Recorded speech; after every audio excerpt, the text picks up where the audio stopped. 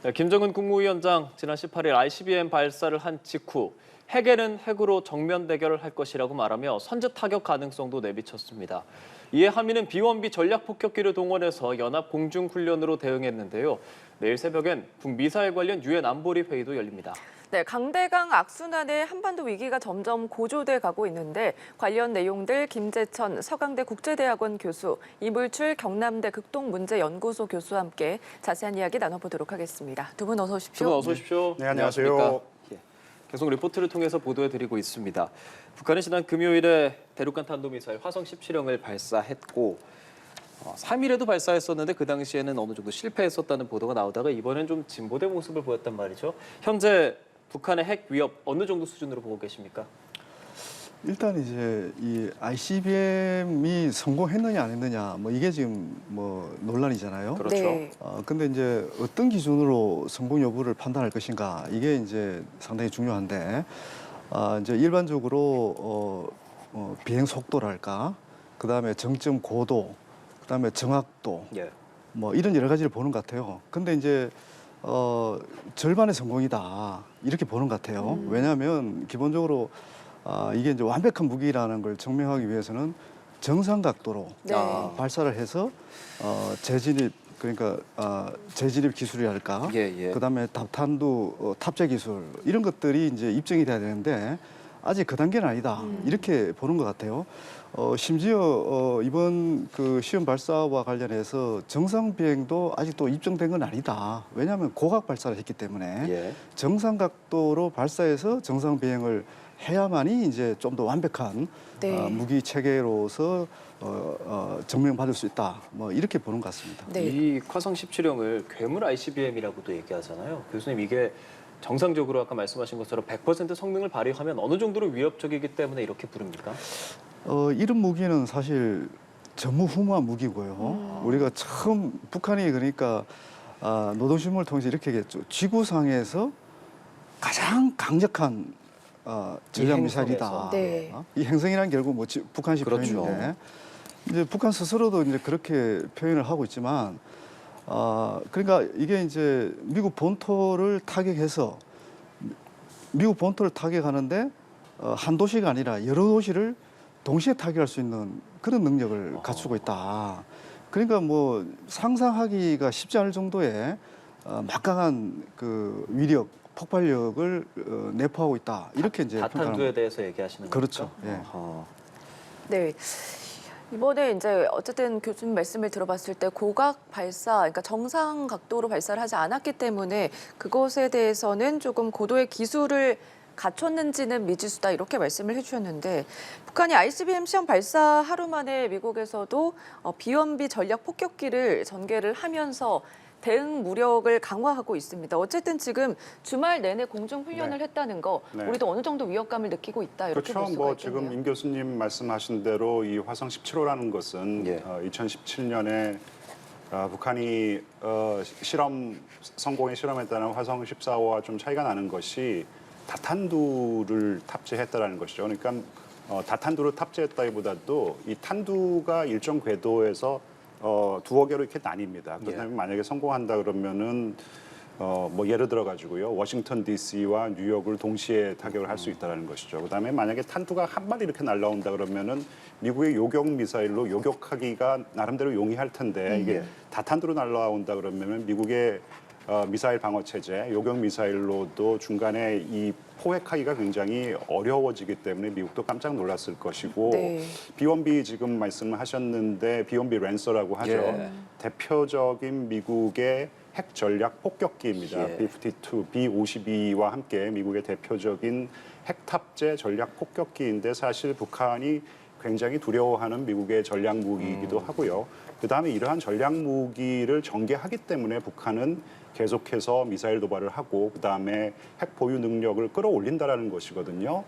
그래서 사실 이 미국이 어떻게 보면은 지난번 그 비질런트 스톰이라 그래가지고 한미 간의 공중 연합 훈련을 했었을 때 마지막 날에 B-1B 이 랜서를 전개한 것으로 저는 알고 있어요. 근데 다시 이 화성 17호 실험을 하고 나서 바로 전개를 했다라는 것은 미국도 상황을 굉장히 위중하게 지금 네. 판단을 하고 있다라는 것이고 아마 이제 미국이 이런 식으로 무력으로 다시 미국 쪽도 이제 시위를 갖다 한 것이기 때문에 북한도 아마도 여기에 대응하는 뭔가 무력 도발을 준비하고 있을 것이라 저는 생각을 합니다. 그래서 지금 양측의 강대강 대치 국면은 굉장히 오랫동안 지속될 것이고 평행선을 달리는 어떤 그런 형세는 상당히 오랜 기간 네. 좀 지속되지 않을까 그렇게 우려하고 있습니다. 네, 저희가 계속 보도로도 전해드리고 있는데 지금 김정은 위원장이 화성 17형 시험 발사 당일에는 핵으로 정면 대결을 할 거다 그런 강한 의지를 내비치고 있고 또 추가 사진으로 계속 보도를 하면서 성공을 자축하고 있거든요.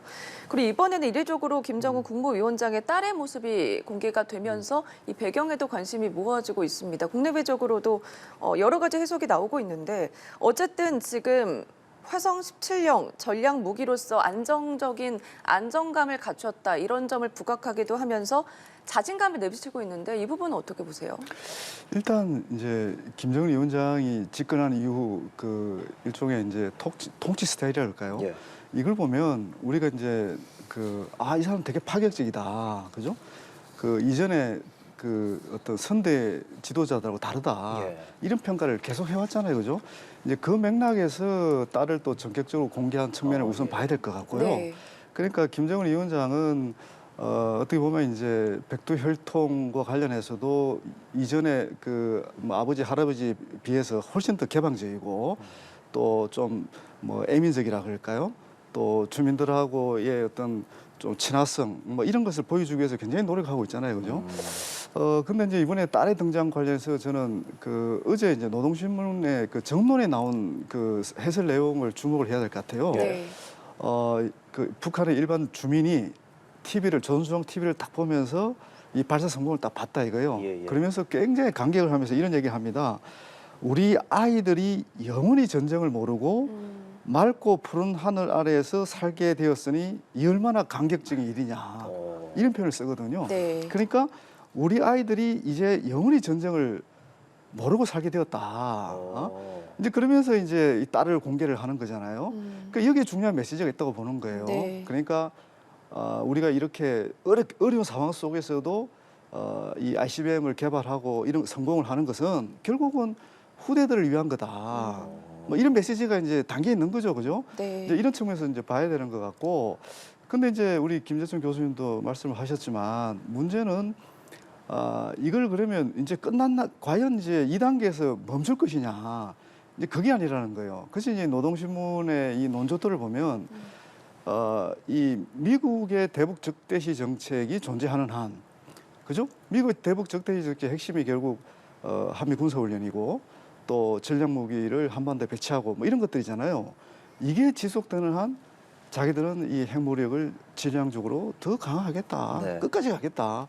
그걸 이제 어떻게 보면 자기 딸한테 맹세를 하는 거예요. 그죠?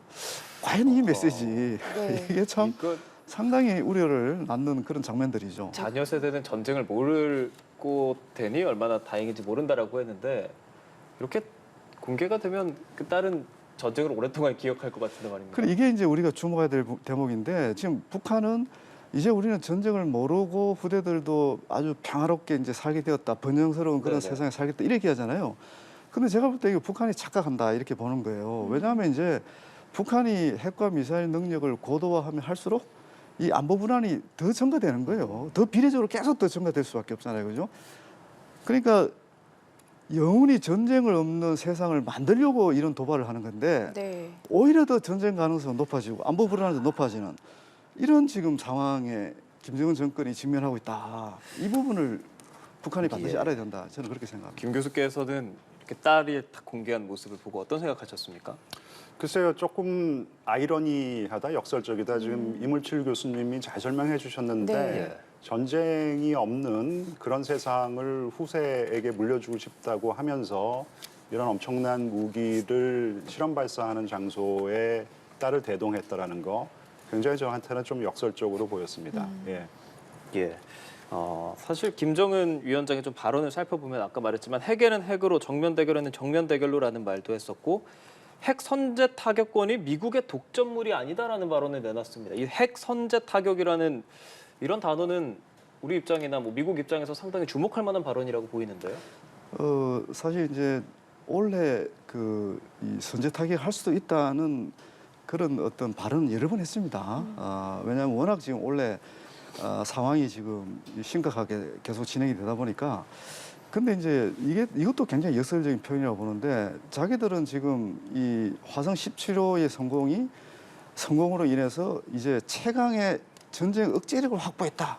이렇게 얘기하면서 또 다른 한편으로서는 이제 미국만이 핵 선제 타격을 갖고 있는 게 아니다. 예. 우리도 핵 선제 타격을 갖고 있다. 지금 이렇게 얘기하거든요. 결국은 북한이 지금 시도하고 있는 핵 미사일 무력의 어떤 고도화가 단순히 억제력에 그치는 게 아니라 필요하면 미국 본토를 타격할 수도 있다. 그렇죠. 이런 경고를 지금 하고 있는 거거든요. 예. 네. 그렇군요. 이와 관련해서 지금 미중 정상회담이 있고 나서 에이펙 정상회의에서는 미국과 중국 간의 그런 협상도 재개가 됐습니다. 어떻게 보면은 중국이 언제까지 북한과 관련한 이런 핵과 관련한 거 방관할 수 있을지도 궁금하거든요. 네. 네. 일단 그 미중 사이에 협상이 재개됐다라는 것은 그 아마 통상 협상을 네, 말씀하시는 네, 것 네. 같은데요. 그 부분은 지금 미국에서 그러니까 뭐 중국과 탈동조화, 뭐 디커플링 얘기를 갖다 하는데 전면적인 탈동조화는 불가능하다라는 것을 다 알고 있거든요. 예, 예. 그래서 탈동조화는 결국은 반도체, 그다음에 전기차에 탑재하는 배터리, 희토류라 그러죠. 희소 광물, 그다음에 뭐 바이오 산업 정도의 탈동조화를 얘기를 갖다 하는 것 같고요. 왜냐하면 이런 산업에서의 탈동조화는 국가 안보를 위해서도 필요하다는 인식이 있기 때문에요. 하지만 이 미국과 중국 사이의 경제가 워낙 맞물려 있습니다. 네. 얽히고 설켜 있기 때문에 사실 통상 관계는 계속 유지를 갖다 해야 되고요. 이 트럼프 행정부 당시에 관세를 갖다 너무 올려놔가지고 지금 미국에서 어차피 중국에 이 물품들을 갖다 수입을 해야 되긴 하는데 너무나 비싼 지금 가격에 지금 팔 수밖에 없는 것이에요. 그러니까 인플레이션의 한 요인으로 작용을 갖다 하고 있는 것이에요. 그래서 이거는 조금 막아야 된다라는 의견이 있기 때문에 통상 관련해서는 지금 협상이 이루어지고 있는 것 같은데요. 북한 문제는 지난번에 이 바이든 대통령과 그다음에 시진핑 주석이 발리에서 만났었죠. 네. 팽팽한 어떤 입장을 갖다 계속 견지한 것으로 보이고요. 의뢰 뭐 그랬듯이 바이든 대통령은 중국의 역할을 강조를 했었고, 그다음에 시진핑 주석은 북한의 안보 우려를 갖다 좀 해소를 갖다 해줘야 된다. 부식시켜주기 위해서는 미국과 북한 사이에 대화가 있어야 된다. 이런 얘기를 갖다 했었는데 참 재밌는 것은요. 요 양 정상이 만났었을 때 바이든 대통령이 그랬어요. 지금 우크라이나에서 러시아가 핵을 사용하겠다 그러는데 이런 거에 대해서는 중국 너희들이 대국으로서 뭔가 얘기를 해줘야 되지 않겠니 그랬더니 시진핑 주석이 우크라이나에서 러시아가 핵을 사용하는 것은 반대한다라는 그렇죠. 입장을 밝혔고요. 그런 입장이 언론을 통해서 확인이 됐습니다. 네. 이게 시진핑 주석 같은 경우에는 지금 북한이 약간은 딜레마적인 상황이 아닐까라고 저는 좀 추정을 갖다 해요. 임 교수님 훨씬 더 잘 아시겠지만은 이게 중국 같은 경우에는 뭔가 대국으로서 특히 이제 시진핑 주석의 3년임이 결정되고 나서는 워낙 많은 국가들과 좀 척을 진 그런 어떤 과거를 좀 털어내고 새롭게 조금 이미지를 개선하려고 하고 있는데 북한이 뭐 저강도 도발을 하면 모르겠지만은 7차 핵실험을 갖다 감행한다. 거기에 대해서 한 말도 그러니까 그 뭐 비난하는 발언을 갖다 못한다 그러면은 시진핑 주석의 체면이 서지 않는 것이에요. 그래서 아마도 지금은 7차 핵실험은 조금 자제했으면 좋겠다라는 생각을 가지고 있을 것 같고요. 그런 생각을 좀 음으로 양으로 조금 전달이 되고 있지 않을까. 근데 그럼에도 불구하고 북한이 이 도발의 수위를 갖다 정말 강력하게 끌어올리고 7차 핵실험을 갖다 하고 그런다면은 중국 입장에서는 저는 중국 입장은 여전히 안정이 중요하다고 생각을 해요. 그래서 7차 핵실험을 갖다 해서 동북아에서 굉장히 안보 상황이 악화가 된다 그러면은 글쎄요 김정은 위원장한테 레드 카드는 힘들겠지만은 네. 좀 레드 카드를 좀 만지작 거리면서 슬쩍 보여줄 수는 있지 않을까 저는 그렇게 생각하고 있습니다. 네. 이와 관련해서 북한이 계속 추가된 도발을 하자 이제 한반도에서도 미국의 B-1B 전략 폭격기가 이례적으로 이제 동해 지역이 아닌 서해 지역에서 훈련을 하지 않았습니까? 이와 관련해서 지금 중국에 대한 압박으로 이제 중국이 내비칠 수도 있다 이런 입장도 있는데 이 부분은 어떻게 보십니까? 예, 이게 이제 우리 최준 교수 말씀에 이제 연장선상에서 설명할 수 있는 부분인데요. 중국이 2017년 이전까지만 해도 이 북한의 핵 미사일 실험을 가장 반대했던 것이 결국은 미국의 전략 자산이 한반도에 배치되는 거였어요. 그렇죠. 더군다나 서해상에서 미국의 항공모함이 배치가 되고 또 그 전략 폭격기까지 이게 오가는 것은 이게 네. 사실 중국 입장에서는 굉장히 불편한 진실이거든요. 그래서 사실 지금 중국 입장은 보면 미국도 못마땅하고 북한도 못마땅한 거예요. 중국은 사실 양쪽 다 못마땅한 거죠 지금. 근데 이제 지금 중국의 논리를 보면 이런 거예요. 그러니까 양쪽 다 잘못했고 양쪽 다 이 정치적 해결을 모색을 해야 되는데 지금 그걸 못 하고 있다. 그러니까 미국은 한미 군사 훈련을 좀 자제해야 되고 북한은 추가 핵 미사일 도발을 자제해야 된다. 그 이런 이제 쌍중단이잖아요, 그죠? 이거부터 해야 된다. 그러니까 이제 유엔 안보리에서 지금 내일 새벽에 논의가 또 되잖아요. 그렇죠. 이 논의가 이제 우리가 뻔히 또 예상할 수 있는 거예요. 결국은 북한도 핵실험하지 마라. 예. 추가 도발하지 마라. 그렇죠. 그리고 이제 미국에 대해서도 지금처럼 이렇게 아주 빈번한 그런 전략 자산의 전개는 그건 자중해라. 분명히 그렇게 얘기할 거예요. 근데 이제 중국이 그 안보리 결의를 준수하라고 계속 요구를 하고 있거든요. 근데 이 안보리 결의 준수를 주장하는 그 배경을 봐야 되는데 중국이 주장을 이런 거예요. 이 안보리 결의안은 북한의 핵 미사일 그 도발에 대해서 제재를 유지하고 강화하는 것도 중요하지만 정치적 해결을 촉구하는 메시지도 그 결의안에 포함되어 있다. 왜 정치적 해결은 적극적으로 추진 안 하고 계속 일방적으로 제재만 가하고 군사적 압박만 가하느냐 이렇게 지금 얘기하는 거예요. 그러니까 이 중국의 논리는 사실 어느 정도 저는 이 일리가 있다 이렇게 보여지거든요. 근데 문제는 이제 우리 최 교수님도 말씀하셨지만은 이 미중 간의 관계가 어떻게 이제 앞으로 또 이게 돼가느냐. 네. 미중 간 관계가 좀 더 우호적으로 바뀐다면 저는 중국이 더 훨씬 적극적으로 북한을 압박할 수 있을 거다. 그러면서 이 북한의 그 핵 미사일 도발을 자제시킬 수 있을 거다. 물론 이거는 뭐 한계가 있긴 하지만요.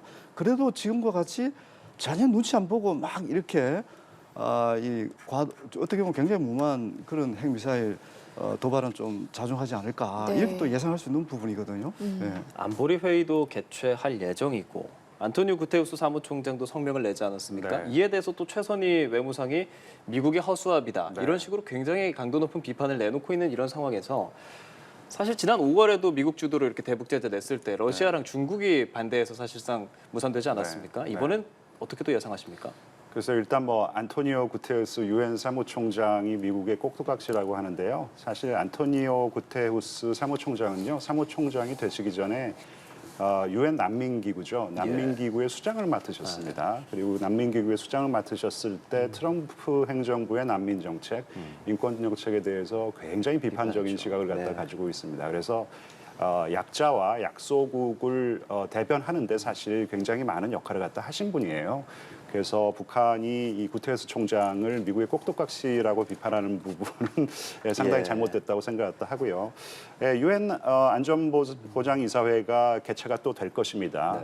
지난번과 마찬가지로 북한을 규탄하는, 북한을 비난하는 성명조차도 채택이 안 될 것이에요. 그러니까 아마도 뭐 제재 결의안은 뭐 정말 불가능하고, 그다음에 지난번에도 중국과 러시아가 반대를 했기 때문에 이 북한을 비난하는 성명조차도 채택이 되지 않았습니다. 하지만 이런 유엔 안전보장이사회가 열리는 것이 의미가 있는 것이에요. 아까도 조금 말씀드렸지만은 이 중국은 지금 시진핑 3년임 성공 이후에 어느 정도 이미지 개선을 위해서 노력을 하고 있다. 그래서 이 발리에서 만난 정상, 그러니까 정상회담이 이 3년이 결정되고 난 다음에 정상회담을 갖다가 거의 한 30번 개최를 했다는 것이에요. 그래서 분명히 국제사회에서 이미지 개선을 위해서 노력을 하고 있는데 이게 아마 안보리 회의가 개최가 된다 그러면은 공개리의 회의가 될 가능성이 꽤 높습니다. 물론 이제 중국과 러시아가 이제 그만 문 닫자 해가지고 비공개로 회의가 계속 진행되겠지만은 그런 회의석상에서 북한을 비난하고 그다음에 그러한 북한을 옹호하는 중국과 러시아의 궁색한 어떤 변명이 전 세계에 생생하게 생중계된다라는 것은요. 지금 이미지 세타가 죄송합니다. 세타하기라는 말은 좀 그렇고 이미지 변화, 개선을 개선. 노력하고 있는 시진핑 주석에게는 상당히 부담스러운 일이기 때문에 그런 측면에서 조금 감상을 갖다 해야 될 것 같고요. 그다음에 그런 측면에서는 미국이 분명히 의미가 있다고 생각하기 때문에 유엔 안보리 개최를 계속해서 주장하고 있는 것 같습니다. 네. 그리고 지금 현 상황을 좀 5년 전에 2017년과 비슷하다 이런 얘기도 많이 나오고 있습니다. 그 당시에도 화성 14형을 2차례 쏘고 6차 핵실험을 감행을 했거든요. 근데 지금도 이제 ICBM을 11월 3일 날 쐈으니까 2차례 발사하고 그래서 계속해서 지금 핵실험 가능성에 대한 얘기가 계속 나오고 있는 것 같은데 이 부분에 대해서도 비교 분석이 많이 나오고 있는데 교수님 어떻게 생각하세요? 과연 이제 2017년 패턴을 북한이 반복할 것이냐, 뭐 이런 것도 사실 관심사예요. 네. 예. 방금 말씀하신 대로 이제 2017년은 북한과 미국이 뭐 사실상 전쟁 일보 직전까지 간 그런 시점이잖아요. 근데 지금 북한은 ICBM 도발도 훨씬 더 자주 하고 있고 핵실험은 안 했지만 언제든지 할 수 있는 그런 상황이고 또 전략 전술 무기들을 이전보다 훨씬 지금 많이 만들어 놓고 있고 그러니까 한마디로 북한의 핵과 미사일 위협 수준이 2017년보다 훨씬 더 지금 진전되어 있다. 네. 이제 그런 상황이고요. 두 번째 이제 비교를 하자면 사실 북한은 핵 보유국을 선언을 하고 그리고 이제 대화와 협상으로 전환하겠다는 생각을 한 것 같아요. 그런 메시지들이 중간중간에 이렇게 보여줬거든요. 그렇죠. 근데 지금은 우리는 지금 대화 협상에 관심이 전혀 없다. 미국의 적대시 정책이 지속되는 한 우리는 계속 이 핵과 미사일을 질량적으로 계속 강화하겠다. 뭐 이런 얘기를 하는 거예요. 예. 이게 굉장히 중요한 차이점이에요. 그러니까 우리는 북한과 미국이 이렇게 긴장을 어떻게 보면 최고 정점 수준까지 예. 계속 끌어올리면 그 다음 단계는 결국은 저러다가 결국은 대화 협상으로 전환되지 않을까. 뭐 이런 기대를 하는 거죠. 희망도 하는 건데. 네. 근데 지금 상황은 2017년과 달리 그런 기대와 희망을 할 수 있는 근거가 거의 없다는 거. 이게 이제 저는 가장 큰 차이점이라고 우선 얘기를 하고 싶습니다. 네. 그렇죠. 그러니까 우발적으로 북한이 갑작스럽게 나오는 상황에 대해서도 우리가 생각을 해야 될 것 같은데 앞서 교수님께서 이제 제재뿐만 아니라 정치적으로도 해결을 좀 해야 된다. 그러니까 대화를 통해서 오해를 좀 풀어야 된다 이렇게 얘기를 했지만 이번 미중 정상회담에서도 바이든 대통령은 북한의 핵과 관련한 얘기를 했지만 중국은 이와 관련된 제대로 된 대답은 하지 않았거든요. 네. 아무래도 지금 대화가 어느 정도 좀 필요한 시점인 것 같은데 이 부분은 네. 어떻게 좀 해결할 수가 있을까요? 그래서 이제 안타깝게도 제가 사실 2주 전에 미국 출장을 다녀왔습니다. 네. 일주일 꼬박 미국의 많은 전문가들과 대화를 나눠봤는데 확실히 북한 정책은 미국의 외교 정책의 우선순위가 아니고 후순위로 밀리고 있다. 중국 얘기 많이 하고요. 그다음에 대만에 사실 초미의 관심사가 집중되고 있다라는 느낌을 많이 받았어요. 그래서인지 미국에서는 일각에서 이제 비핵화는 사실 물 건너갔고 그렇다면 상황을 관리하고 그다음에 북한의 핵 미사일 능력이 더 고도화되는 것 정도는 이제는 좀 막아야 되지 않을까. 그렇다면은 북한이 핵 군축 회의를 요구해 온다면은 한번 마주 앉아가지고 얘기나 한번 들어봐야 되는 것이 아닐까 이런 의견이 나오고 있어요. 이건 네. 상당히 큰 변화거든요. 여태까지는 미국에서 핵 군축 회의는 거의 금기시되어 있었습니다. 네. 그러니까 비핵화 회의를 갖다가 고수해야 된다는 것이 미국의 공식적인 입장이었었는데 이게 이제 전문가들뿐만 아니라 이 정책 서클 내에서도 이 핵 군축 회의를 제의를 해온다면은 한번 무슨 얘기인지 들어는 봐야 된다. 뭐 이런 의견이 나오고 있는 것이에요. 이건 굉장히 큰 변화고 하지만 여전히 미국의 공식적인 입장은 비핵화 회의를 해야 된다는 것이고 왜냐하면 핵 군축 회의를 하는 순간 북한의 핵 보유국 지위를 갖다 인정해 주는 것이기 때문에 이것은 절대로 안 된다라는 입장인데 북한은 정반대로 이제는 비핵화 회의는 생각도 하지 말라. 그렇죠. 이게 자랑스럽게 같은 얘기하고 그죠? 핵 보유 국가로서 핵 군축 회의를 갖다 해야 된다. 그러니까 너희들은 훨씬 더 많으니까 너희들 뭐 한 10개 정도 줄인다면 우리 뭐 1개 정도 줄일 수 있을까? 뭐 이런 대화를 하자라는 것이거든요. 그래서 이렇게 지금 팽팽하게 입장이 지금 평행선으로 달리고 있기 때문에 당분간은 뭐 어떤 의미 있는 대화가 쉽지는 않을 것이라고 생각을 합니다. 하지만 네. 2017년에 북한이 이 비핵화 대화에 나왔을 때 도발의 수위를 갖다 한참 끌어올린 다음에 이제 비핵화 대화에 나왔는데 물론 그때는 이제 비핵화를 하겠다 하고 나왔죠. 근데 지금은 뭐 핵보유국을 선언하고 그다음에 그러한 지위를 강화하고 있는 상황에서 북한이 비핵화 대화를 고수하고 있는 미국의 이 제안에 응하기는 어려울 것 같고요. 하지만 뭔가 미국과 한국이 이 자락을 좀 깔아주면은 북한도 이런 어떤 강대강 국면이 계속되는 상황은 조금 부담스러울 수 있을 것 같아요. 그래서 어떤 자락을 깔아주면은 북한도 대화에는 언젠가는 나올 수 있지 않을까라는 생각을 하는데요. 그게 어떤 자락을 깔아줘야 될지에 대해서는 아마 네. 한미 간의 이제 고민이 굉장히 깊을 한 수밖에. 5년 전에는 이제 네. 올림픽이 있었잖아요. 올림픽을 네, 계기로 네. 또 이렇게 대화를 하기도 했었는데 지금은 뭐 그리고 특별히 그때는 볼만한 게 사실 없으니까. 또 그 국제사회의 제재가 조금 먹혀 들어갔다는 얘기도 있었어요. 그런 제재가 부담스러워 가지고 나왔다는 얘기도 있고 뭐 그런데 어쨌든 그때도 상당히 많은 분들께서 의외라고 생각을 했었거든요. 그래서 이런 강대강 국면이라는 게 이게 모든 게 다 흐름이 있기 때문에 계속해서 이런 어떤 강대강 국면으로만 가기는 어렵다라고 저는 생각을 하고 예. 분명히 뭔가 조금 대화를 모색할 수 있는 어떤 그런 분위기가 조성될 수 있고 그런 분위기가 조성될 때를 위해 가지고 한국과 미국도 뭔가 좀 차분하게 준비를 해놓고 있어야 되는 부분이 있어야 된다고 생각합니다. 네. 앞으로의 북한 어떻게 나올 것이냐 생각해 보면 아까 말씀해 주셨지만 북한은 계속 지금 파이를 키우는 중이지 않습니까? ICBM까지 발사를 하고 고각으로까지 올리면서 파이를 키워서 말씀하신 것처럼 그걸 갖고 협상을 할 것이냐 아니면 키운 상황에서 핵실험까지 한 번 더 할 것이냐 어떻게 예상하십니까? 굉장히 중요한 질문인 것 같아요. 근데 이제 김정은이 그런 얘기를 한 적이 있습니다. 우리가 이렇게 지금 어려운 상황 속에서 핵과 미사일의 어떤 그 능력을 고도화시키는 것은 언젠가는 협상이 이루어질 수 있다. 그때 자신들의 어떤 주도권 또는 협상력을 키울 수 있다.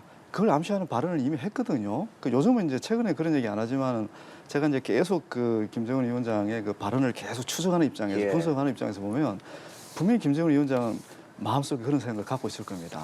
근데 과연 추가 핵실험을 더 하고 협상에 임하느냐, 아니면 이제 지금 좀 이제 중단하고 협상을 해서 자신들의 어떤 주장을 관철시킬 거냐. 예, 예. 이거는 좀 전략적 계산이 필요한 것 같아요.